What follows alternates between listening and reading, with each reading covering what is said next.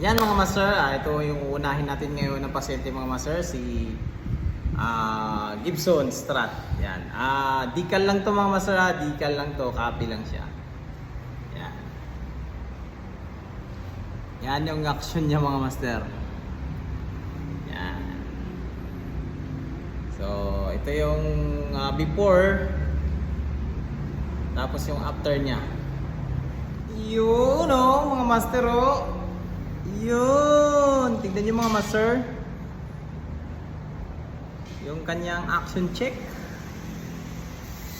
Yan, at yung kanyang neck mga master.